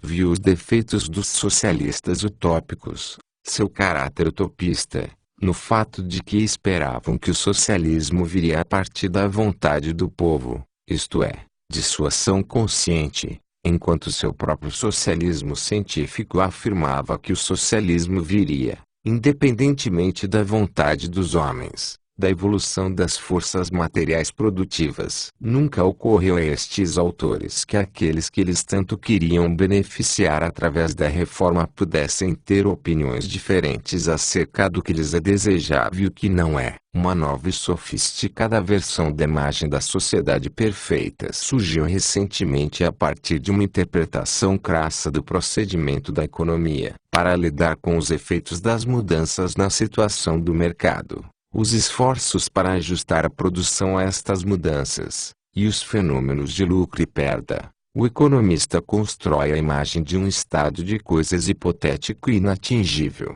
na qual a produção está sempre ajustada aos desejos realizáveis dos consumidores e nenhuma outra mudança ocorre. Neste mundo imaginário amanhã não é diferente de hoje, nenhum desajuste pode surgir, e não há necessidade de qualquer ação empresarial. A conduta dos negócios não exige qualquer iniciativa. Ela é um processo automático executado inconscientemente por autômatos impelidos por quase instintos misteriosos. Para economistas, e, também, para leigos discutindo questões econômicas, não existe outra maneira de conceber o que está acontecendo no mundo real, em constante alteração, do que contrastá-lo desta maneira com um mundo fictício de estabilidade e ausência de mudanças. Mas os economistas têm plena consciência que a elaboração desta imagem de uma economia uniformemente circular é apenas uma ferramenta mental, que não tem equivalente no mundo real onde o homem vive e é obrigado a agir. Eles nem sequer suspeitam que alguém possa deixar de perceber o caráter meramente hipotético e auxiliar deste seu conceito. No entanto,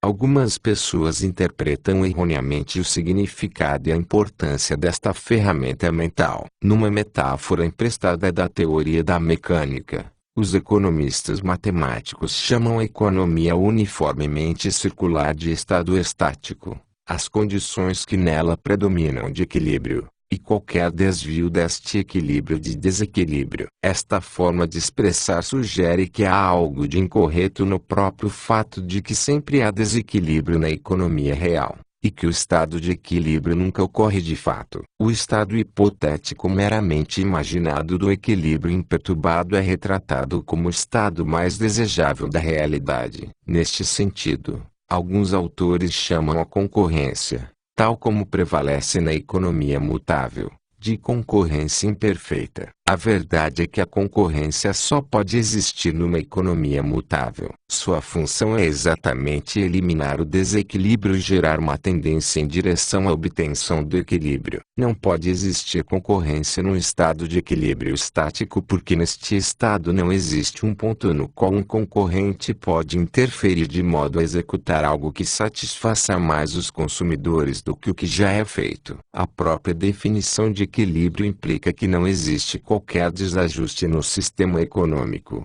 e, consequentemente, não há necessidade de se tomar qualquer atitude para acabar com estes desajustes, de qualquer atividade empresarial, de lucros e perdas empresariais. É precisamente esta ausência de lucros que faz com que os economistas matemáticos considerem o estado do equilíbrio inalterado um estado ideal, pois são influenciados pelo preconceito de que os empresários seriam parasitas inúteis, e o lucro um ganho injusto. Os entusiastas do equilíbrio também são iludidos pelas conotações etimológicas ambíguas do termo equilíbrio, que, obviamente, não se refere à maneira na qual a economia emprega a construção imaginária de um estado de equilíbrio. A noção popular de equilíbrio mental de um homem é vaga e não pode ser particularizada sem incluir julgamentos de valor arbitrários. Tudo o que pode ser dito a respeito deste estado de equilíbrio mental ou moral é que ele não pode impelir o homem a qualquer ação,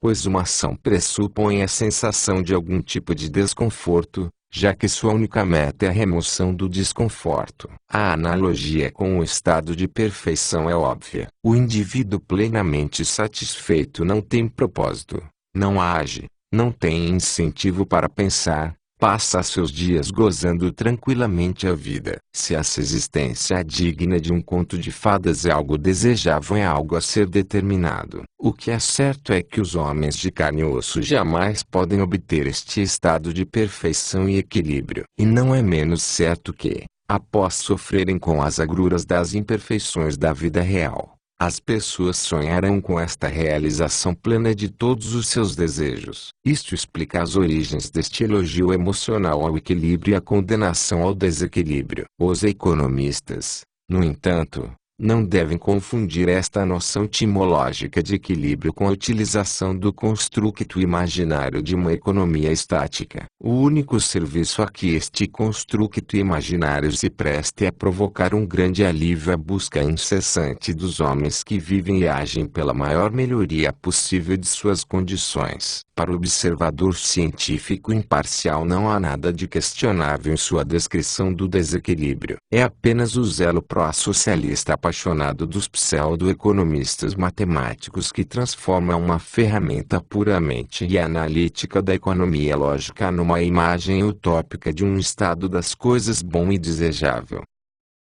4. A suposta tendência contínua rumo ao progresso. Uma interpretação filosófica realista da história deve se abster de qualquer referência à noção quimérica de um estado perfeito da condição humana. A única base a partir da qual se pode dar início a uma interpretação realista é o fato de que o homem, como todos os outros seres vivos, é movido pelo impulso de preservar sua própria existência e eliminar, na medida do possível, qualquer desconforto que lhe venha a sentir. É a partir desse ponto de vista que a imensa maioria das pessoas louva as condições sob as quais elas têm de viver. Seria errado desprezar sua atitude como materialismo, Na conotação ética do termo, a busca por todas estas metas nobres que os moralistas contrastam com o que eles desprezam como satisfações meramente materialistas pressupõe um certo grau de bem-estar material. A controvérsia acerca da origem monogenética ou poligenética do Homo sapiens tem, como já foi mencionado anteriormente, pouca importância para a história. Ainda que admitíssemos que todos os homens são descendentes de um único grupo de primatas, que acabou por dar origem à espécie humana, temos que levar em conta o fato de que desde muito cedo a dispersão por toda a superfície do globo terrestre fragmentou esta unidade original em partes mais ou menos isoladas. Por milhares de anos cada uma dessas partes viveu sua própria vida, com pouca ou nenhuma interação com qualquer uma das outras partes. Foi apenas o desenvolvimento dos métodos modernos de comércio e transporte que pôs um fim ao isolamento dos diversos grupos de homens. Afirmar que a evolução da humanidade, a partir de suas condições originais até o estado atual, seguiu uma linha específica é distorcer os fatos históricos. Não houve nem uniformidade nem continuidade na sucessão dos eventos históricos. E ainda menos admissível aplicar as mudanças históricas os termos crescimento e decadência, progresso e retrocesso, melhoria e deterioração, se o historiador ou filósofo não estiverem tentando saber, de maneira arbitrária, qual deve ser a finalidade dos esforços humanos. Não existe unanimidade entre as pessoas acerca de um padrão através do qual as conquistas da civilização possam ser classificadas como boas ou más, melhores ou piores. A humanidade é quase unânime em seu elogio às conquistas materiais da civilização capitalista moderna. A sua imensa maioria considera altamente desejável um padrão superior de vida que esta civilização proporciona ao homem comum. Seria difícil encontrar, fora dos grupos reduzidos e cada vez menores de ascetas consistentes, pessoas que não queiram para si e para suas famílias e amigos os benefícios da parafernália material do capitalismo ocidental. Se, a partir deste ponto de vista, as pessoas afirmarem que nós progredimos além das condições de épocas passadas, seu julgamento de valor está de acordo com o da maioria. No entanto, se eles acreditarem que o que chamamos de progresso é um fenômeno necessário, e que no curso dos acontecimentos prevalece uma lei que faz com que o progresso, neste sentido do termo, continue para sempre, eles estarão redondamente enganados. Para se refutar esta doutrina de uma tendência inerente, que opera de maneira automática, por assim dizer, rumo ao progresso, não é necessário mencionar aquelas antigas civilizações nas quais períodos de melhoria nas condições materiais foram seguidos por períodos de decadência material ou de estagnação. Não existe qualquer motivo para se pressupor que uma lei de evolução histórica funciona necessariamente rumo à melhoria das condições materiais, ou que tendências que vêm prevalecendo no passado recente também prevalecerão no futuro. Ponto que se chama de progresso econômico é o efeito de um acúmulo de bens de capital que excedem o aumento populacional. Se esta tendência der lugar a uma estagnação no acúmulo de capital, ou a desacumulação de capital, não existirá mais qualquer progresso neste sentido do termo. Todos, com exceção dos socialistas mais parciais, concordam que a melhoria sem precedentes nas condições econômicas ocorrida nos últimos 200 anos é uma conquista do capitalismo. É, para dizer o mínimo, prematuro afirmar que a tendência rumo a uma melhoria econômica progressiva continuará sob uma organização econômica diferente da sociedade. Os defensores do socialismo rejeitam tudo aquilo que a economia expôs para mostrar que um sistema socialista, ao ser incapaz de estabelecer qualquer tipo de cálculo econômico, destruiria totalmente o sistema de produção, como sendo imprudente e equivocado. Ainda que os socialistas estivessem certos ao desconsiderar a análise econômica do socialismo, isto não serviria para provar que a tendência rumo à melhora econômica continuaria, ou poderia continuar, sob um regime socialista. 5. A supressão da liberdade econômica. Uma civilização é fruto de uma visão de mundo específica, e a sua filosofia se manifesta em cada uma de suas conquistas. Os artefatos produzidos pelos homens podem ser chamados de materiais, mas os métodos aos quais se recorreu para a organização das atividades de produção são mentais. Resultam das ideias que determinam o que deve ser feito e como. Todos os ramos de uma civilização são movidos pelo espírito que permeia a sua ideologia. A filosofia, que é o traço característico do Ocidente, cuja elaboração consistente transformou, nos últimos séculos, todas as instituições sociais, tem sido chamada de individualismo. Ela sustenta que as ideias, tanto as boas quanto as más, tem sua origem na mente do indivíduo. Apenas alguns poucos homens são dotados com a capacidade de conceber novas ideias. No entanto, como ideias políticas só podem funcionar quando são aceitas pela sociedade, cabe à multidão daqueles que são incapazes de desenvolver novas maneiras de pensar aprovar ou rejeitar as inovações dos pioneiros. Não existe qualquer garantia de que estas massas de seguidores e autômatos utilizarão sabiamente o poder que lhes foi investido. Eles podem rejeitar as boas ideias, aquelas cuja adoção lhes seria benéfica, e adotar ideias más, que lhes prejudicariam seriamente. Mas, se escolherem aquelas que são piores, a culpa não será só sua. Os pioneiros não têm menos culpa, na medida em que não conseguiram expor seus pensamentos de uma maneira mais convincente. A evolução favorável da condição humana depende, em última instância, na capacidade da raça humana de gerar não só autores, mas também arautos e disseminadores de ideias benéficas. Pode-se lamentar o fato de que o destino da humanidade é determinado, certamente não de maneira infalível, pelas mentes dos homens. Mas este lamento não pode mudar a realidade. Na verdade, a eminência do homem pode ser vista em seu poder de escolher entre o bem e o mal. É exatamente isto que os teólogos tinham em mente quando louvavam Deus por ter concedido ao homem a capacidade de escolher entre a virtude e o vício. Os perigos inerentes à incompetência das massas não são eliminados através da transferência da autoridade de se tomar as decisões finais para a ditadura de um ou alguns poucos homens, por melhores que eles sejam. É uma ilusão esperar que o despotismo sempre esteja do lado das boas causas. O despotismo caracteriza-se por tentar colocar obstáculos diante dos esforços dos pioneiros em melhorar a sorte dos outros homens. A principal meta do governo despótico é evitar quaisquer inovações que possam colocar em perigo sua própria supremacia. A sua natureza o empurra rumo ao conservadorismo extremado.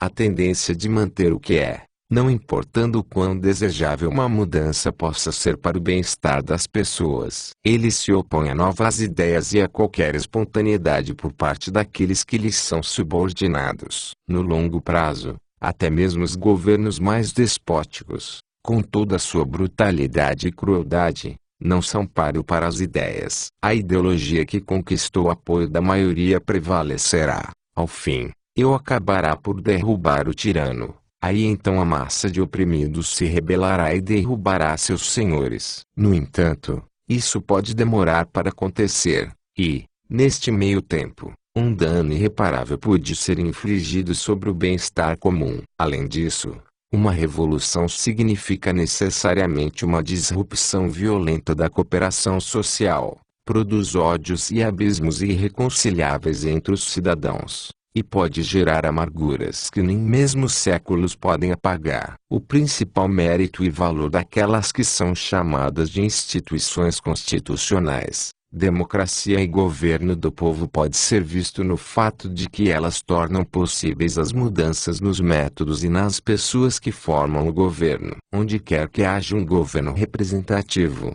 nenhuma revolução ou guerra civil é necessária para se remover do poder um governante impopular e seu sistema. Se os homens que ocupam os cargos ou seus métodos de conduzir as questões públicas não agradarem mais à maioria da nação, serão substituídos na próxima eleição por outros homens e outro sistema. Foi desta forma que a filosofia do individualismo conseguiu destruir a doutrina do absolutismo, que atribuía desígnios celestiais aos príncipes e tiranos. Ao suposto direito divino dos reis ungidos, ela contrapunha os direitos inalienáveis concedidos a um homem por seu Criador. Da mesma maneira, a pretensão do Estado de pôr em prática a ortodoxia e eliminar aquilo que ele considerava heresia. Ela proclamava liberdade de consciência. Ela apelou à razão, contra a preservação inflexível das antigas instituições, que se tornavam odiosas com o passar do tempo, inaugurando, assim, uma era de liberdade e progresso rumo à prosperidade. Não ocorreu aos filósofos liberais do século XVIII e do início do século XIX que surgiria uma nova ideologia que rejeitaria com convicção todos os princípios de liberdade e individualismo, e proclamaria a sujeição total do indivíduo à tutela de uma autoridade paterna como a meta mais desejável da ação política, o fim mais nobre da história e a consumação de todos os planos que Deus tinha em mente quando criou o homem. Não só Hume, Condorcet e Bentham, mas até mesmo Hegel e John Stuart Mill teriam se recusado a acreditar se alguns de seus contemporâneos tivessem previsto que, no século XX, a maioria dos escritores e cientistas da França e das nações anglo-saxãs mostrariam tamanho entusiasmo por um sistema de governo que ofusca todas as tiranias do passado em termos de perseguição impiedosa de seus dissidentes e nos esforços para privar o indivíduo de qualquer oportunidade de uma atividade espontânea. Eles teriam considerado lunático o homem que lhes contasse que a abolição da liberdade,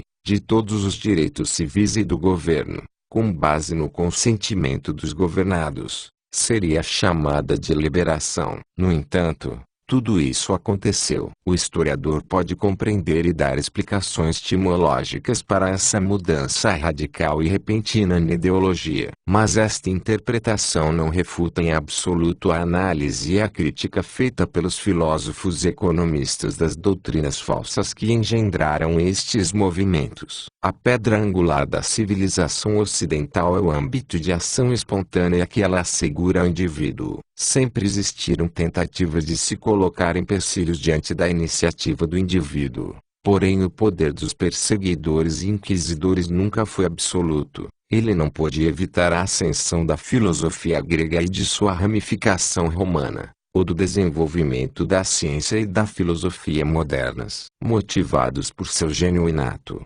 os pioneiros realizaram suas obras a despeito de toda hostilidade e oposição. O inovador não precisou esperar pelo convite ou pela ordem de qualquer um. Ele pôde dar um passo adiante, por livre e espontânea vontade, e desafiar os ensinamentos tradicionais. Na órbita das ideias, o Ocidente sempre gozou das bênçãos da liberdade. Veio então a emancipação do indivíduo, uma conquista daquele novo ramo da filosofia, a economia. O empreendedor que sabia como enriquecer os seus semelhantes através da melhoria dos métodos de produção recebeu carta branca. Uma cornucópia de abundância foi despejada sobre os homens comuns pelo princípio econômico capitalista da produção em massa para a satisfação das necessidades das massas. Para avaliar de maneira justa os efeitos da ideia ocidental de liberdade, devemos comparar o Ocidente com as condições que vigoram naquelas partes do mundo que nunca conseguiram compreender o significado da liberdade. Alguns povos orientais desenvolveram a ciência e a filosofia muito antes que os ancestrais dos representantes da civilização ocidental moderna saíssem de seu barbarismo primitivo. Existem bons motivos para se presumir que a astronomia e a matemática grega obtiveram seu primeiro impulso a partir da familiaridade que tinham com o que havia sido realizado no Oriente. Quando,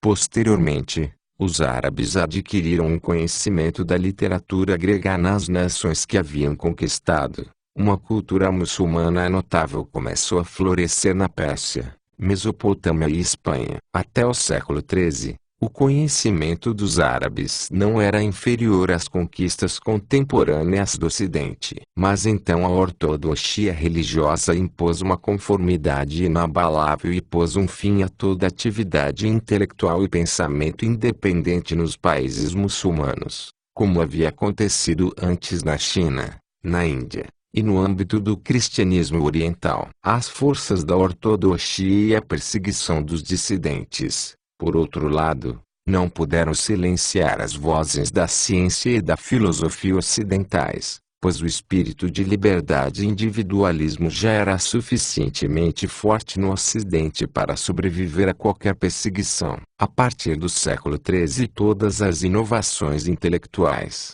políticas econômicas se originaram no Ocidente. Até que o Oriente fosse fertilizado pelo contato com o Ocidente, algumas décadas atrás, a história, ao registrar os grandes nomes da filosofia, ciência, literatura, tecnologia, governo e negócios, dificilmente o mencionava qualquer oriental. Havia uma estagnação e um conservadorismo rígido no Oriente até que ele começasse a tomar contato com as ideias ocidentais. Para os próprios orientais, ideias como escravidão, servidão, a existência de castas de intocáveis, costumes como sati ou a deformação dos pés das meninas, punições bárbaras, miséria em massa, ignorância, superstição e o desprezo pela higiene não causavam qualquer tipo de ofensa. Incapazes de compreender o significado de liberdade e individualismo, hoje em dia eles estão fascinados com o programa do coletivismo. Embora estes fatos sejam bem conhecidos,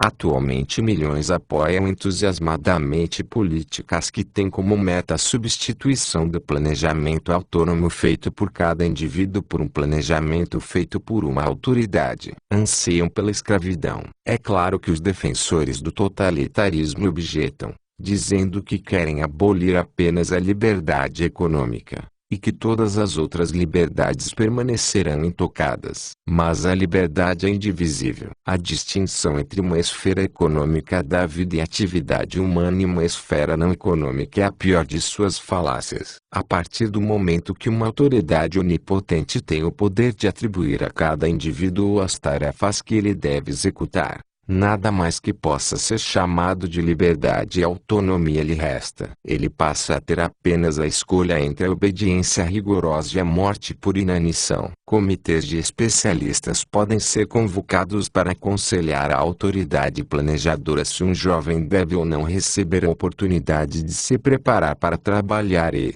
posteriormente, trabalhar num campo artístico ou intelectual. Mas este tipo de sistema só pode gerar discípulos comprometidos a repetir como papagaios as ideias da geração que os antecedeu. Impediria o surgimento de inovadores que discordem das maneiras de pensar aceitas. Nenhuma inovação jamais seria obtida se aquele que a originou precisasse da autorização daqueles cujas doutrinas e métodos ele quer se distanciar. Hegel não teria ordenado Schopenhauer ou Feuerbach, nem o professor Hall teria ordenado Marx ou Karl Menger. Se este comitê planejador supremo fosse responsável por determinar que livros deveriam ser impressos, quem deveria realizar experimentos em laboratórios, quem deveria pintar ou esculpir e que alterações devem ser feitas nos métodos tecnológicos, não haveria nem melhoria nem progresso. O indivíduo se tornaria um peão nas mãos dos governantes, que, em sua engenharia social, o tratariam como os engenheiros tratam as coisas que utilizam para construir prédios, pontes e máquinas. Em toda a esfera da atividade humana uma inovação é um desafio,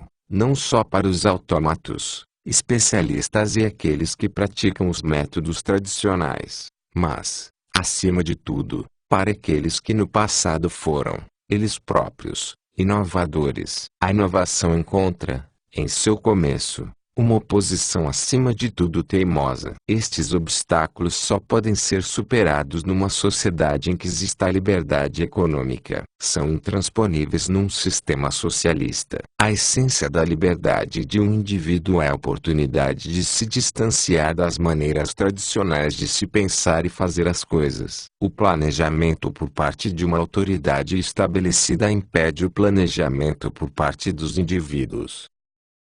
6. A incerteza do futuro. A característica principal da história é que ela é uma sucessão de eventos que ninguém previu antes que eles tivessem ocorrido. O que os homens de negócio e estadistas mais visionários conseguem adivinhar é, no máximo, as condições que serão desenvolvidas num futuro próximo, num período em que, no geral, nenhuma mudança radical ocorrerá nas ideologias e nas condições gerais. Os filósofos britânicos e franceses cujos escritos impulsionaram a Revolução Francesa, e os poetas e pensadores de todas as nações ocidentais que saudaram entusiasticamente os primeiros passos dados nessa grande transformação, não previram nem o reino de terror nem a maneira com a qual Babelf e seus seguidores interpretariam logo em seguida o princípio da igualdade. Nenhum dos economistas cujas teorias demoliram os métodos pré-capitalistas da restrição da liberdade econômica e nenhum dos homens de negócio cujas operações inauguraram a Revolução Industrial antecipou as conquistas da livre empresa ou a hostilidade com a qual aqueles que mais se beneficiaram do capitalismo reagiriam a ele. Aqueles idealistas que saudaram como uma panaceia a política do presidente Wilson de tornar o mundo seguro para a democracia não previram quais seriam os seus efeitos. A falácia inerente à previsão do curso da história é que os profetas presumem que nenhuma ideia além daquelas que eles já conhecem jamais poderá tomar conta das mentes dos homens. Hegel, Comte e Marx, para citar apenas alguns dos mais populares desses adivinhos, nunca duvidaram de sua própria onisciência. Cada um deles estava plenamente convicto de ser o homem que havia sido eleito pelos poderes misteriosos que regem de maneira providencial todas as questões humanas para consumar a evolução da mudança história. A partir de então nada mais de importante poderia acontecer. Não era mais necessário que as pessoas pensassem. Restava apenas uma tarefa para as gerações futuras: ordenar tudo de acordo com os preceitos elaborados pelo mensageiro da providência. Neste ponto, não havia diferença entre Maomé e Marx, entre os inquisidores e Auguste Comte. Até agora, no Ocidente, nenhum dos apóstolos da estabilização e da petrificação obteve sucesso na eliminação da disposição inata do indivíduo em pensar e aplicar a todos os problemas o critério da razão. Somente isso, e mais nada, pode ser afirmado pela história e pela filosofia quando lidam com doutrinas que alegam saber exatamente o que o futuro tem guardado para a humanidade.